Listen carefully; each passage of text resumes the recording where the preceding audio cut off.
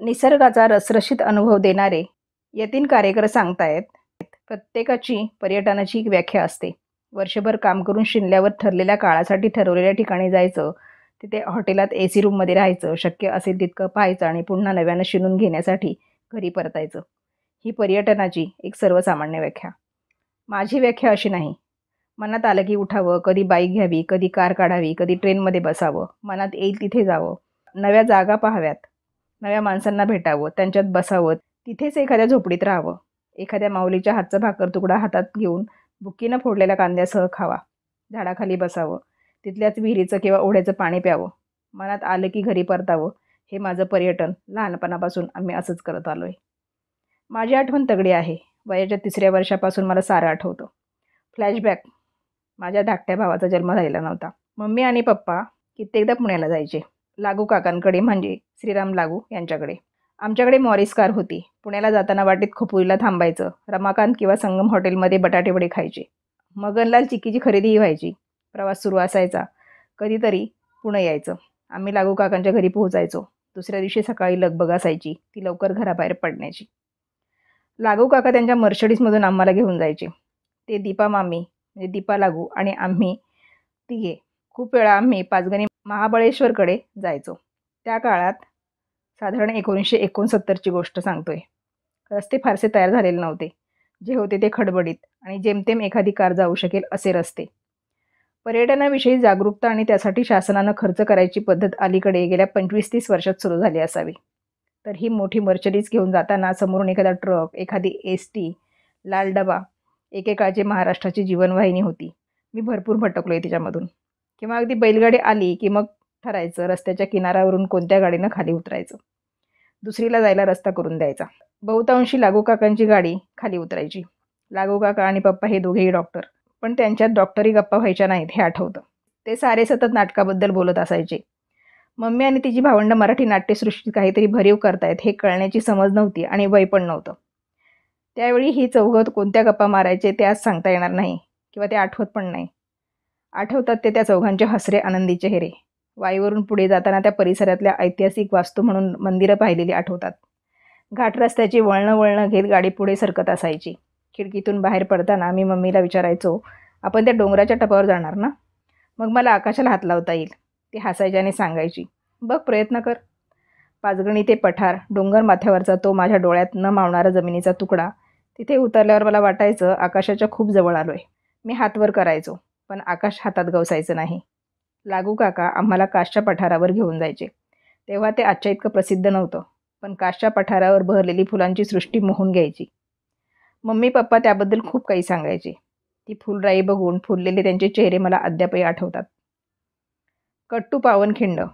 माझी मोठी अक्का आत्या तिच्या मुलांना व आम्हा भाच्यांना घेऊन दर सुट्टीत कुठे ना कुठे जात असे. एकदा तिनं आम्हाला कोल्हापूरला नेलं. पन्हाळा किल्ला दाखवला. तो दाखवताना एक बंगला दाखवला आणि म्हणाली, हा लता मंगेशकरांचा बंगला. तिथून थोडं अंतर चालत नेलं की सज्जा कोठीत दाखवली. सज्जा कोठीत छत्रपती संभाजी महाराजांना ठेवलं होतं. ती सारी कथा तिनं सांगितली. पन्हाळ्यावरून तिनं आम्हाला विशाळगडाकडे नेलं. वाटेत एका ठिकाणी थांबली. म्हणाली, चला आता आपण चालत जाऊया. आम्ही तिच्या मागे निघालो. तिने एका अवघड पायवाटेवरून आम्हाला 2 डोंगराच्या कपारीत उतरवलं. तिथल्या दगडांना स्पर्श करत ती म्हणाली, ही पावनखिंड. 4थीच्या पुस्तकात वाचलेला बाजीप्रभूंचा इतिहास तिनं डोळ्यांसमोर उभा केला. आजही तो क्षण, तो थरार मनात जसाच्या तसा आहे. कट्टू कर्जत. आमचं फार्म हाऊस होतं सावळा सोसायटीत. पावसाळ्यातल्या एखाद्या शनिवारी मी भल्या पहाटे बाईकला किक मारायचो. कर्जतला विलू आत्याकडे फोडणीचा भात किंवा थालीपीठ खायचो. कधी बाईक घेऊन जवळच्या असलेल्या आंबिवली गावात जायचो. तिथून पेठच्या किल्ल्याचा सुळका बघत बघत वर जायचो, एकटाच. किल्ल्यावर गोड्या पाण्याचं एक टाकं आहे. भैरोबाची गुहा आहे. तोफा आहे. कड्याच्या टोकावर जाऊन एकटाच बसायचो. पावसाची सर यायची, भिजायचं. पायाखालून एखादा साप सरसरत जायचा. एखादी गाय जवळ यायची, अंग घासून जायची. तिच्या मानेला स्पर्श करून पाठीवर हात फिरवत बसायचं. छोट्याशा शेताच्या बांध्यावर लाजाळूची चिमुकली झाडं असायची. उगाच त्यांना हात लावायचा की मग पानं मिटून जायची.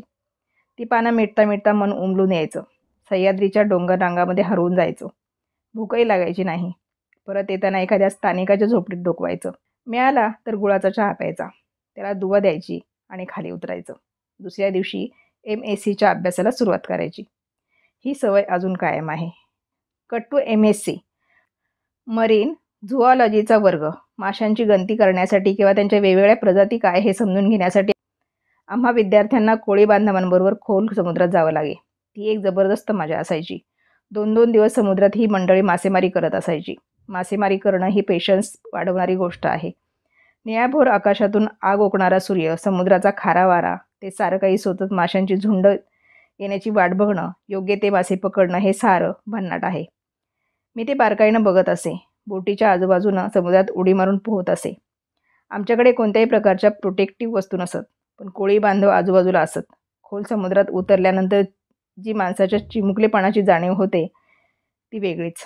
त्यातही खोल समुद्रात तुमची बोटं तरंगत असताना, काळोख्या विशाल आभाळात ग्रहतारे पाहताना आपल्या तुकडेपणाची होणारी जाणीव आणखीच वेगळी.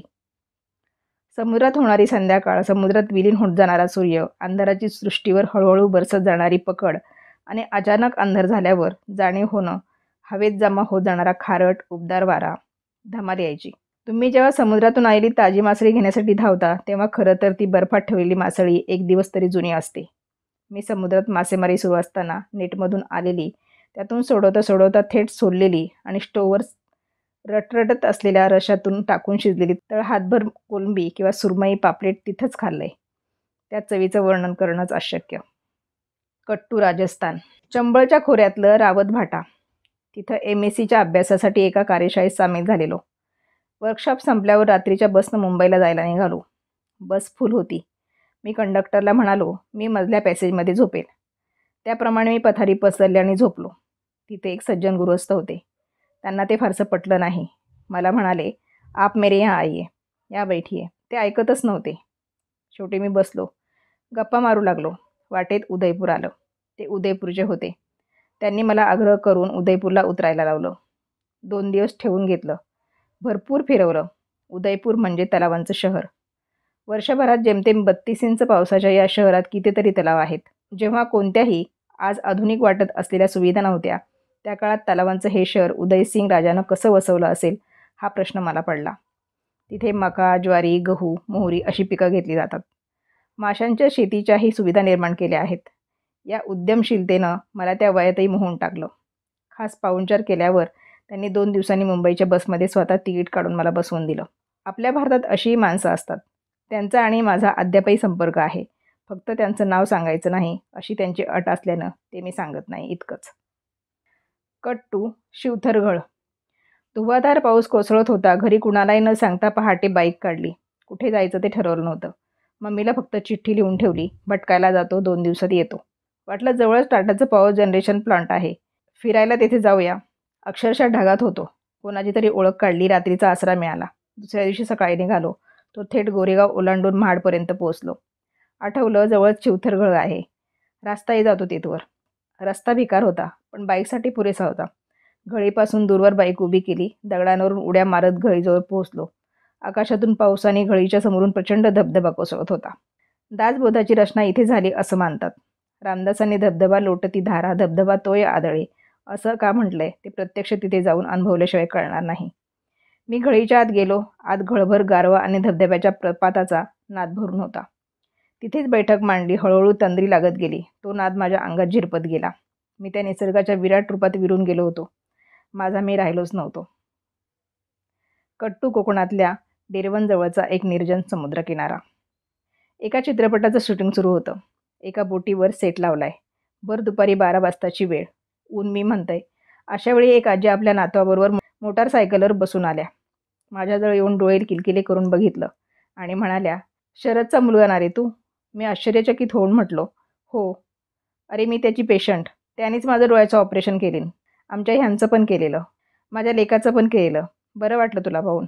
आता डॉक्टर जगात नाही, पण तुला भेटले ना, बस. सांग मनातल्या मनात बापसाला हात जोडून. त्यानं डोळे दिलेले लोक आहेत अजून. पप्पा अनेक वर्ष एसटीच्या रातराणीनं चिपळूणला डॉक्टर गोखले यांच्या हॉस्पिटलमध्ये जायचे. पहाटे पोचायचे. लगेच त्यांची ऑपरेशनं सुरू व्हायची. ती 5:30 पर्यंत चालायची. नंतर थोडा वेळ फ्रेश होऊन OPD सुरू व्हायची. मी अनेकदा पप्पांबरोबर जायचो. कशेडी घाट आला की घाटमाथ्यावर एक इंग्रजी व्ही आकाराचं वळण घेऊन बस उताराकडे वळायची. मला ते पाहायला जाम आवडायचं. बस उतरायला लागली की डावीकडे उंच भिंत बांधलेला कडा दिसायचा. उन्हाळ्याच्या दिवसात आंबे झाडावरून पाडून खाण्याची मजा और होती. त्या आठवणी जागवत मी करोना काळात खेडमध्ये अशोक नाईक यांच्या फार्मवर बरेच दिवस राहिलोय. Cut to New Zealand.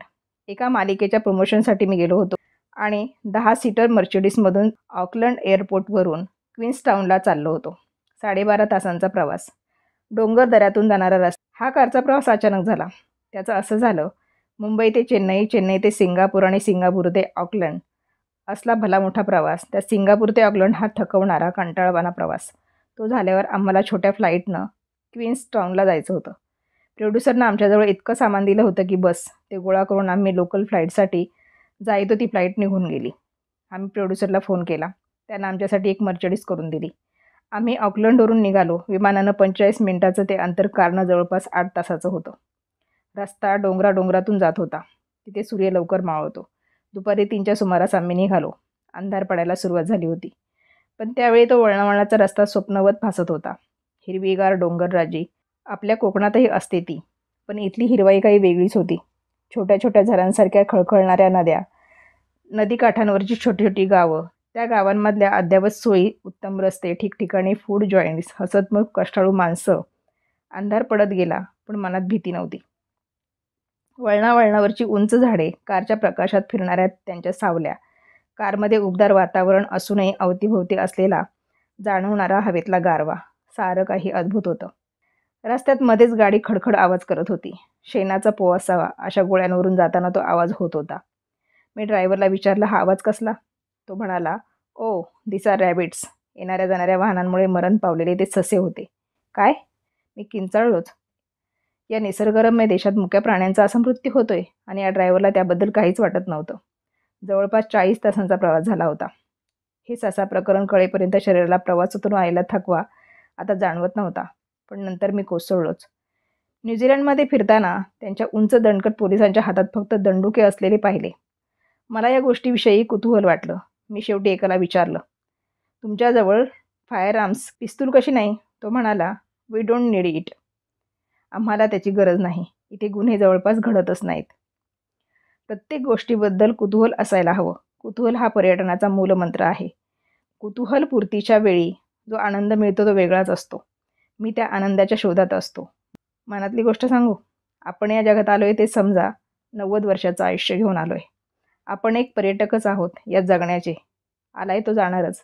आपण आत्म्याला काय दाखवतो, त्याला जगातले वेगवेगळे अनुभव घेण्यासाठी आपण कसं प्रशिक्षित करतो हे महत्त्वाचं.